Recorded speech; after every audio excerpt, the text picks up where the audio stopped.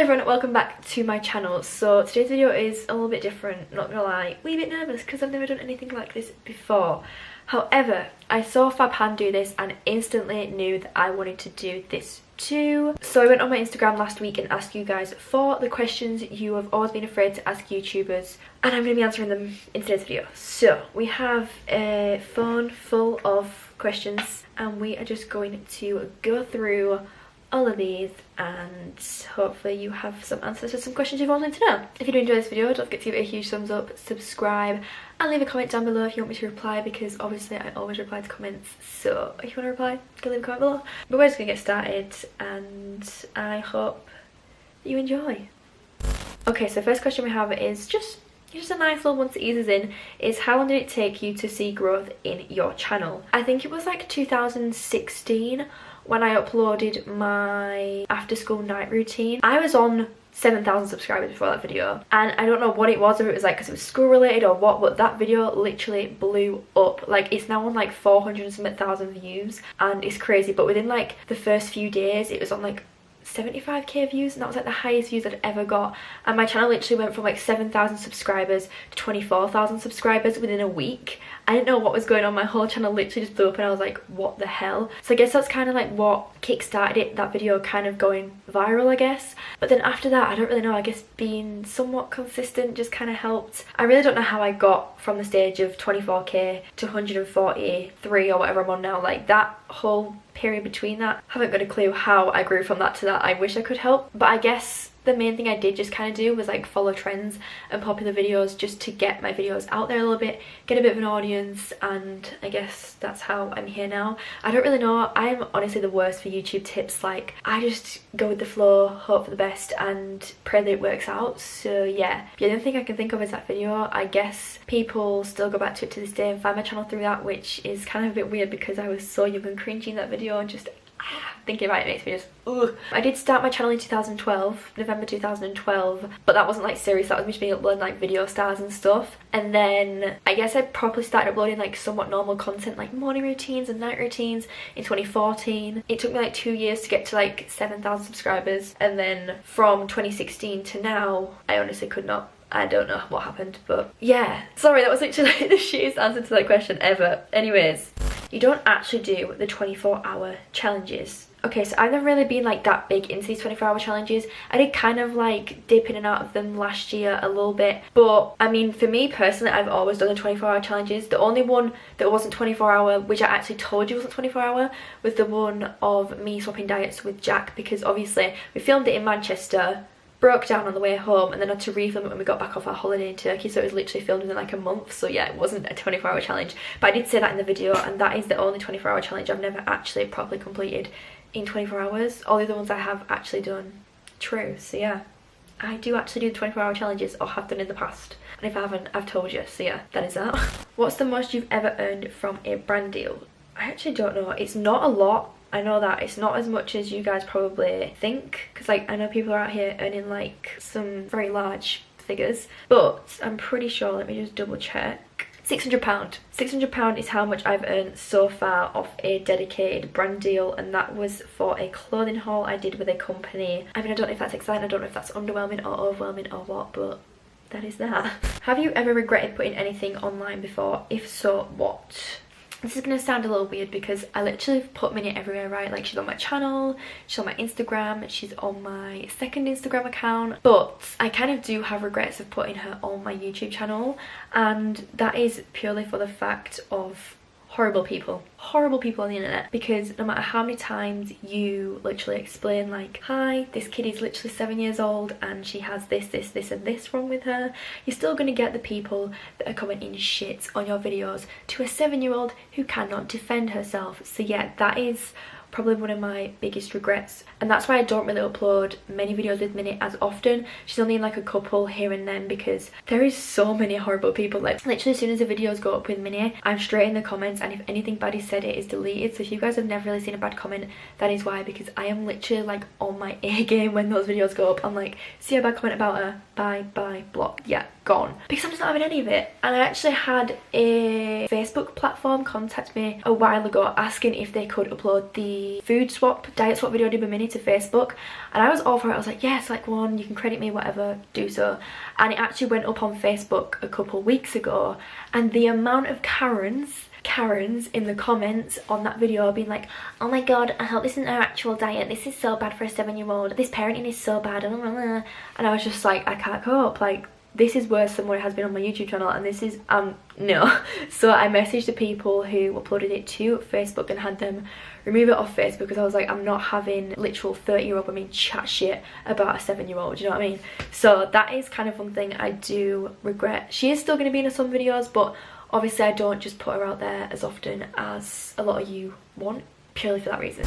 How much effort really goes into it? I'm guessing you're meaning like YouTube and stuff like that. As much as on the surface it looks like an easy job, oh, all you do is take pictures and upload, or all you do is stick on a camera, turn it on, film and upload. No, it's really not like that in the slightest, because you're basically in control of everything. Like, you have to plan the videos, you have to plan the days, you have to schedule when you're going to want this to go up, you have to reply to all the emails, you have to sort out all the brand deals yourself, you have to come up with ideas yourself, you have to film, then you have to edit, and then you have to send back for approvals, back and forth, taking stuff out, putting stuff back in, making thumbnails, taking photos, and obviously being in kind of like the public eye, again, hate that term, you want to kind of like look your best, be your best, and have like your best work go out there. So a lot of the time you'll film stuff and you're not going to be proud of it, hence why a lot of my videos don't make it onto YouTube and I disappear for a month.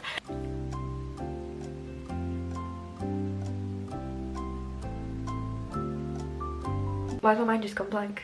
Oh my god, that was so weird. I literally, like, my whole brain just like freeze for a second then. It's not as easy as it does come across. I get that it seems like a fun job and, oh, you get sent all this stuff, you just film and you upload, but a lot does go on behind the scenes that you guys don't see, because obviously like you're in control of everything, your own finances, like literally everything. So yeah, it is hard doing the job of like 10 people by yourself, but it's all worth it, I guess.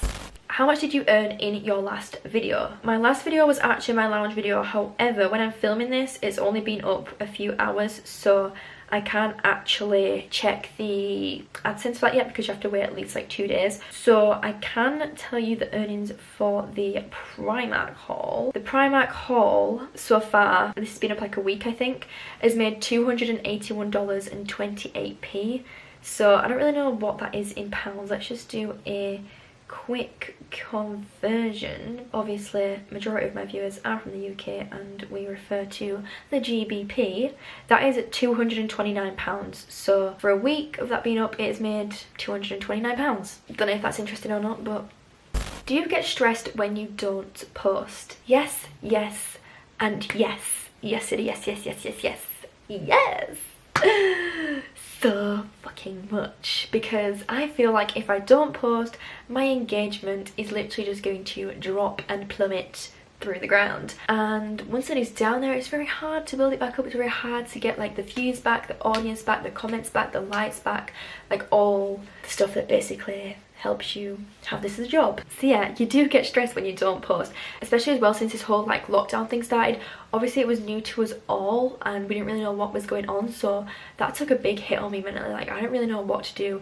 I was like uploading like once a week and I was really like but then I saw like these other YouTubers literally like smashing out videos every other day, so that was stressing me out because I was like, if these YouTubers can do it, why can't I? We're not all the same person, we don't all have the same mental health skills, all this. So yeah, that was the answer to that question. I always just feel like I'm going off on a big tangent, I'm not actually answering the question. So yes, I do get stressed when I don't post, because I always get the idea that people are going to be like, oh well this YouTuber can upload, so why can't you, and this person can do this, so why can't you? I don't know why I always think the worst, but yeah, that's just how my brain works.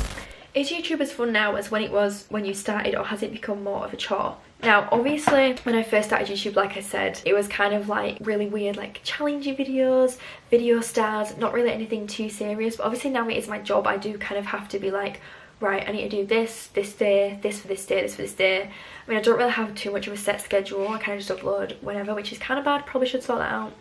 But I would say YouTube still is as fun now. Obviously there's so many new challenges coming out literally all the time. There's stuff you can keep on top of, keep on trend with. Obviously when it does become a job it is a little less fun, because you actually have to sort out all the nitty-gritty stuff with like contracts and brands and kind of like the scary side of it basically. So that is like the not so fun side, but actually like creating content is still as fun now as it was back then. Do you actually get paid as much as everyone thinks you do? Probably not, no. I feel like everybody has this massive kind of like expectation for YouTubers to be earning like these hundreds and hundreds of thousands, which in some cases is true for big YouTubers, but I mean, I'm not a big YouTuber. I'm just me, you know? I feel like people automatically see the 100k and they think, oh my god, you're earning like millions. That is not the case. That is so far from realistic. I earn, I guess, like a comfortable amount of money, like I can live off it. It's good. It's like full-time pay, but I don't think I earn more than like the average sort of person in a regular job. I feel like I earn the sort of same, so I don't earn probably half as much as what people assume I do. I guess obviously it's different for a lot of people. Someone could have the same amount of subscribers as me and be earning 10 times more, but it just depends on obviously your AdSense earnings, your views, your sponsorships or ads, whatever you get offered and stuff like that, what you take on, what you decide to obviously not take on. But yeah, I don't earn as much as probably people think I do. Do you get scared about fans knowing your personal stuff? Not really. I mean, I kind of choose what I want to put out there, so the only thing people know is what I've personally told them myself. A lot of people, not fans but people in general, do like to assume things and think they know stuff about you when they really do not. So yeah, I don't really get scared about that because everything I've put out I've been comfortable about putting out. So yeah.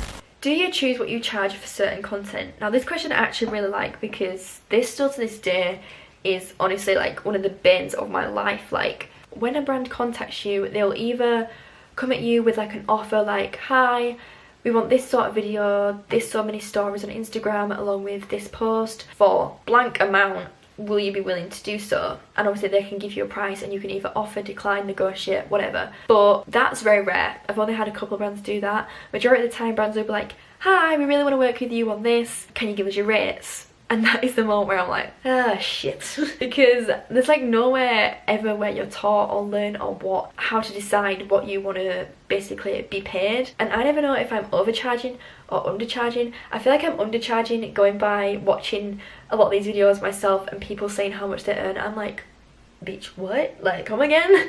So yeah, majority of the time you do choose what you want to charge. Obviously it depends on what they want you to do. It could just be one Instagram post, it could be 5 stories and an Instagram post, it could be 5 stories, 2 Instagram posts and a YouTube video. So it is down to you what you want to obviously ask for. But you can't just go and be like, oh my god, I want 5k for this, and brands will be like, okay, sweet, done. Like, it does not work like that. A lot of the time it is back and forth, prices, sending over kind of your insights or demographics, whatever you call it, your audience, whether it's like female or male, your views, where people watch from and all stuff like that. Like, it all depends on your engagement, all that. Like, you could literally have like 1 million followers on Instagram but have really low engagement, so only get like 3 comments and say like 400 likes. So brands a lot of the time don't really go off your following, they kind of go off like what you can bring in for them, like how many sales you can bring and all stuff like that. So that is kind of like the kind of more difficult, tricky thing when it comes to YouTube and ads and brand deals.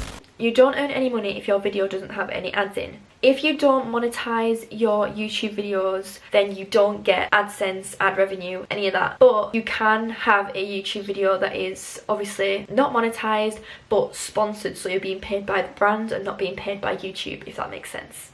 Do you have a manager? No.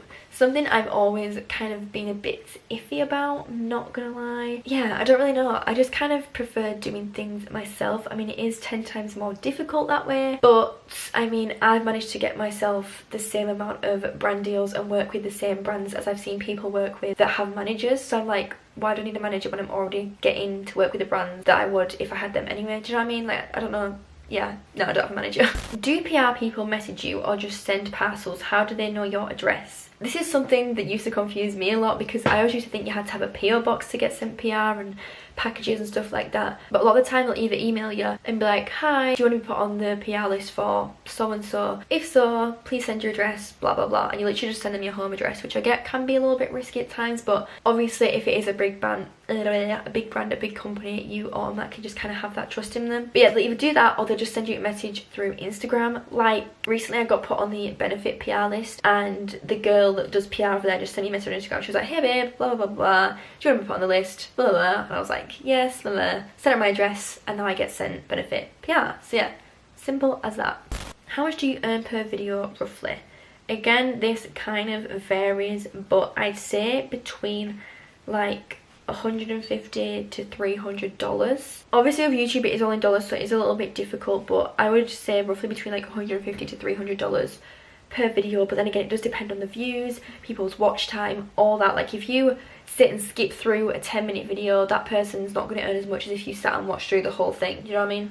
What was your biggest paycheck from YouTube? The most I've been paid from AdSense was last July, maybe last summertime, and I think I got like 1,500 from just like video views and ads on my videos in general, as in like what YouTube play before you start the video if you want to skip or whatnot. So yeah, I think that's the most I've ever earned from YouTube AdSense in a month. You have over 5 figures in your bank account.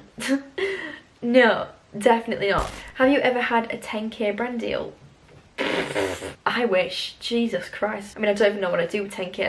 I can't even imagine 10k. Like, no. I've never been even offered near or had close to 10k in my bank account. All these questions are kind of similar because someone else asked, how many figures do you have in your bank account? And I have 4. It's under 10,000, but it's above 1,000. So if that helps you in any way, there you go.